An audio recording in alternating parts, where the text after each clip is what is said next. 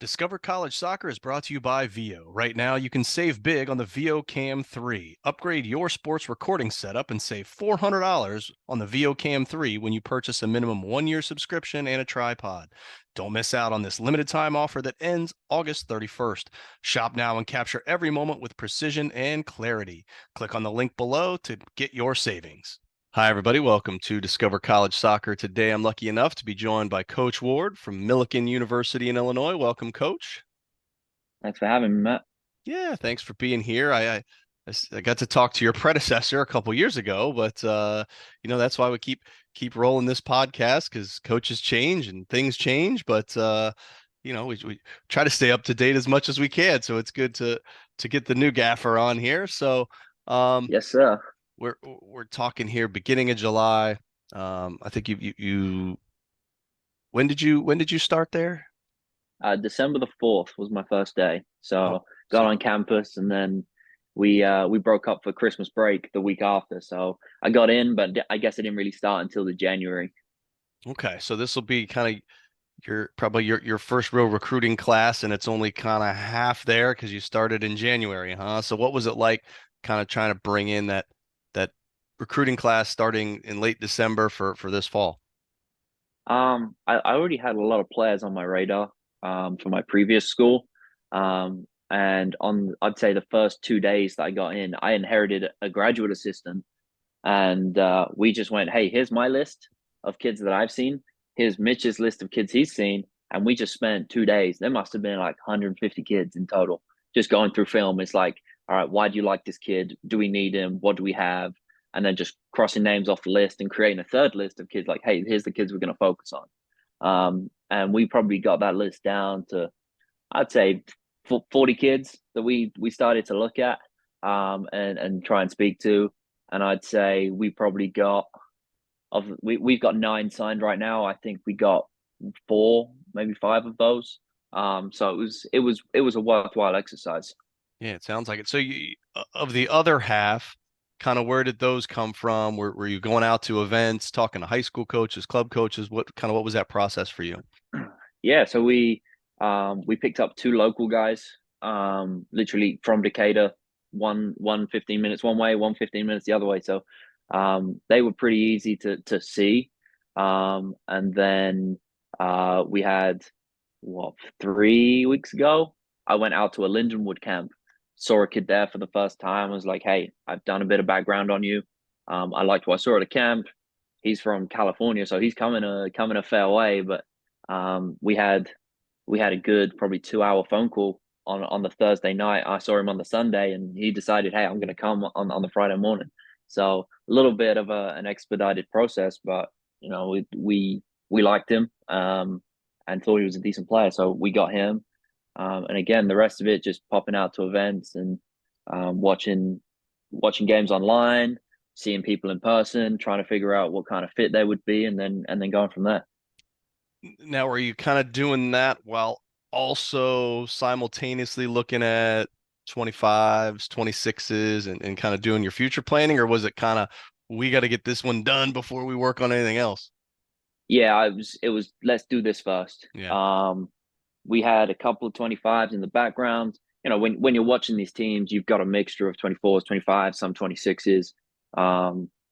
So we kind of had notes on, but I hadn't started any solid conversations with 25s until about 2 weeks ago is when I'd say we officially started that 25 recruiting class. But we don't open our applications to come to the school until August 1st. So it's kind of just feeling out and taking in as many options as we can. But again, we've probably got, we got a fair few interested, and we've got, 3 or 4 that we would really like to sign and get that done as soon as possible. So, um, once we get into season, I don't like to do too much recruiting, or too much new recruiting rather, until the season's finished. Trying to focus on the guys that we already have in the building and making sure we have a good season so people want to join us next season. Yeah, for sure. Well, one of the things I looked at your roster here for the fall, one thing that's a little bit unique compared to a lot of Division III schools is you had a handful of international players. Is We have that a handful. yeah, is that by design, by accident? Is that something that you consider continuing to occur, or what's that like for you guys? I love the international players. We've got one of our nine is international, and then potentially one more Norwegian that's a friend of an existing player. Um, I inherited the roster with those internationals, and credit to the previous coaching staff to bring those in because they are some very very good players. Um, and Looking for the future, our international tuition has changed slightly, so it's going to be harder to find them with the budget that we're going to need. But if we can find them, we'll bring them in if they're a good fit and it works for them financially. But I would expect to see us be heavily domestic moving forward. Yeah, well, it's that's pretty standard for Division Three, not too different. Well, you mentioned a Lindenwood camp. Do you guys do your own ID camps, or maybe not yet, but are planning to because you just kind of came in, or? Yeah, so Milliken's had ID camps in the past. They didn't run one last year. We're bringing it back this year. We're going August the 10th. So it's a little bit later than I would like. It's kind of getting into high school season for some guys, so they can't come. But we've still got a good amount of kids interested that we've invited because we've seen them out on the road. And it's like, hey, we want to see a little bit more than you. We want to get to work with you personally. And then some kids that we have signed up that we've never come across before. So that's exciting too. Typically Millikin signed, 3 or 4 players from each of their ID camps in the past. So we'd like to continue that because it really helps our recruiting budget if we get to work with you and, really get a feel for the kind of player that you are. Okay. Well, whether it's camp or watching a player at an event or anything like that, kind of what makes up the hierarchy of things that you're looking for in a player, whether that's on the field stuff or off the field attributes. So the first thing we do is figure out kind of what role you would play for us. Do we see you as a project player? Do we see you like, hey, you're probably not going to play this year, but next year, we can fill a gap and just have you kind of that experience around college. Then we're going to figure out kind of where your attitude's at. Like, hey, you're going to be a role player this year. Are you mentally equipped to deal with that? Because you're the best player on your club team. You're the best player on your high school team, but we've got a senior that is, defensive player of the year. You're not going to play over him this year. So figuring out kind of where your mentality lies with what we're expecting. Now that can change further down the line, but how are you going to deal with that adversity, as to say? Then after that, it's kind of your willingness. Like it's Division 3 soccer. A lot of people, are not wired to say, hey, yeah, I want to go and play Division 3. It's like, yeah, I want to do Division 1. Oh, then I'm going to go Division 2. There's some kids that, are hardwired. Like, I just want to play. Division 3 is my best option. Let's go. We want to find those kids. And then, later down the line, do we circle back to those kids if they had good attitude and tick some of the previous boxes that worked for us? Okay. Well, let's talk a little bit more about the school.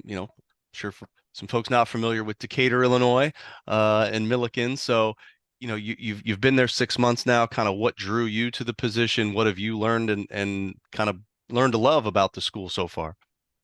Yeah, so the reason I took the job was it was right down the road from where I was previously. I was in Springfield, Illinois. It was a head coaching job. The AD made me feel like he really wanted me, or at least was interested enough to put the effort in. It's like, hey, this could actually happen. I went on campus and it gave me like this. It's a small school, but gave me big campus vibes. A lot of big new buildings. Everything's kind of quite tied in, so it makes it seem a lot bigger than it actually is. I spoke to some of the other coaches. I spoke to the baseball coach, and he's like, "Hey, this is somewhere to be." I took this job as a first-time head coach 11 years ago, and this is kind of what we turned the program into. So I saw a vision where, if I want to do something and try and be successful, the mold is there. I spoke to some of the professors about the majors. I spoke to some of the other coaches about the majors, kind of typically what people are studying and what's good.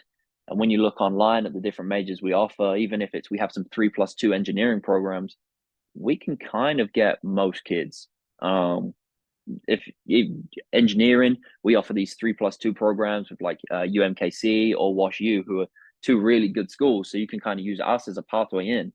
And if I'm going to have you for 3 years as a player, it's better than not having you at all, right? So, academically, it lined up with my recruiting philosophy of, kind of being able to bring in whoever we want. No, that does sound pretty cool with those programs. Well, speaking of academics, that can be kind of a challenging component for a player coming in fresh into college, balancing being a collegiate athlete as well as their studies. So, how do your student athletes really make sure they're balancing both things? What kind of support systems does the school offer to help students, be good in the classroom as well as the field? Absolutely. So we've got our registrar is actually heavily involved with like the student progress. So he's watching, a GPA is falling below where they should be, a grade's coming in. We also have like I think it's called the Student Success Center where people can go and just talk through it. If it's like, hey, I'm really struggling with time management, there we go and see those. We have the math center, we have the writing center. So we've got kind of everything covered. If struggling to do the maths or the computer science kind of basis stuff, you can go and see them.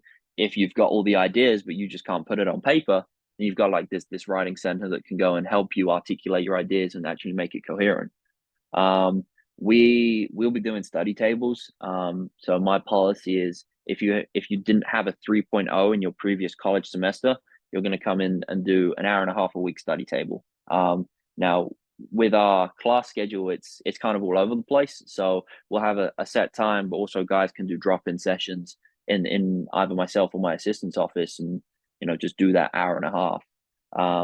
So what I say is, hey, if you get a 3.0 in your first freshman semester, I don't have to see you for that study table in spring. But if you drop back down, I'm gonna have you back. So get a 3.0, stay high on the academics, and I won't have to deal with your academics for the next 4 years. So we'll see how that goes. I've done something similar with other coaches as an assistant, so we'll see if I can, implement it myself successfully. Okay. Well, let's fast forward to October, heart of that season. Kind of walk me through what you envision a week schedule looking like in terms of winter classes, meals, practices, game cadence, all that stuff. Yeah, so our class schedule is kind of all over the place. We have classes all throughout the day. So we'll train in the evening. There's two kids that are gonna have labs on a Wednesday, so they'll miss um if we're training, so we have 2 weeks where we don't have Wednesday games, they'll miss those training sessions. But for the most part, we'll be able to get everyone there in the evenings. Um, we'll have a decent sized roster, 30, so we'll be doing a lot of playing and small sided games. Then once we get meals, meals everyone will eat before training, breakfast, lunch, whatever they do. Sometimes I try to go and out and eat with the guys in the school canteen. But the schedule's pretty much flexible. Right now, they have our orientation days where they're scheduling classes. They already have our training schedule so that they can try and schedule around it, if that makes sense. If there's a class they can take, hey, take it in the spring and take this one now because they don't offer it. So they're reasonably flexible with us. But obviously, academics takes the priority, right? Okay. Well, let's talk more about the team. I mean, I know it's your first recruiting cycle, so maybe it's not exactly the way you want it, but what do you envision that roster size looking like? What's your kind of ideal number for that? We'll sit somewhere between 32 and 35. Um, and so at the moment we're at 31. We've got five goalkeepers. So that 26 number is pretty good. We've got some guys that they know they're going to need a year as freshmen, which is great. Because we've got 8 seniors. So once we get, they'll take a lot of minutes for sure. And then once we get them out, it's going to be how are we going to re-recruit to fill those positions. Looking at this year, I think our freshmen could contribute, and I think I'm going to need them to. A little bit light in some areas, a little bit top heavy in others. That's just how it is. We'll take probably another year to balance those numbers out, but I think we'll still be around that 32, 35 number. I think it gives us enough depth to cover the eventual injuries. If we get any suspensions, any of that kind of stuff, we should be set. I know they had a low number last year, and that just gives me the shivers while I'm thinking I'm kind of coming in with three goalkeepers and I got 24 players. It's like So, being healthy and being competitive so that we can continue to train at a high level when we want to at the start of the week, but also having enough options off the bench where, I can change things and it's not my set 11 isn't going to be my set 11. If people aren't at the level, we can chop and change and, give people opportunities to prove themselves. Yeah. Okay. Well, besides roster size of players, there's roster size of staff. So talk to me about your staff. What role does everybody play? Maybe what other support staff are in the athletic department that help out with the team? Yeah, absolutely. So obviously you've got myself and then my assistant Mitch. I inherited him from the last staff as a graduate assistant. We've kept him on this year, and we'll kind of see how his timeline lines up, whether we can keep him. His he's a little bit of a quieter guy, which is nice because we kind of balance ourselves out. He has a great relationship with the guys, and his help in the transition was massive. He's a great recruiter. Like I say, he brought in this list of guys that he was kind of talking to or had seen, and it's like these are good players, Mitch. Like we were probably looking at this caliber. I was at Division 2 school, top Division 2 school, looking at similar kind of players. So I knew that he had a good eye for talent. We have our strength and conditioning coach, Nate, who is the women's assistant. He is, he's got his exercise science undergrad and graduate degrees, so he knows what he's doing. He plans all of our strength and conditioning. That's not my wheelhouse, so he kind of says, "Hey, you are you wanting to lift here, and kind of what do you want from it?" And he figures out the rest. And he put together a great summer program, put together a great spring program for the guys that, I really liked, and the guys are bought into. We have our athletic trainer. This season, we're going to have, he's actually our head athletic trainer. So he deals with all our injuries. He's a no nonsense guy. So that'll be good in terms of, keeping guys where they need to be, and there'll be no excuses. And I like Ben for that. And I've spoken to him a couple of times about what that full season is going to look like. So again, excited. And then, we have our sports information guys that will deal with the media stuff. And we hoping that we're going to have a manager or two that can kind of do some fun things and expand their portfolio while making our program look a little bit better on the social media side of things. Okay. Well, what about you? What's your style of coaching? What style of play do you you know, think you guys are going to look to play and that sort of thing? Don't want to give away all my secrets, but we try to be problem solvers. One of the first things I told the guys was like, if I was sitting in the stands watching, I want to be excited. I want us to be aggressive, forward thinking.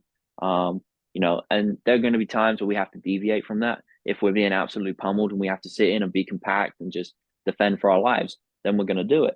But if we can see problems or see situations, hey, we're being pressed really high. Can we play longer? Not necessarily to the forward, but can we try and skip some lines and just problem solve?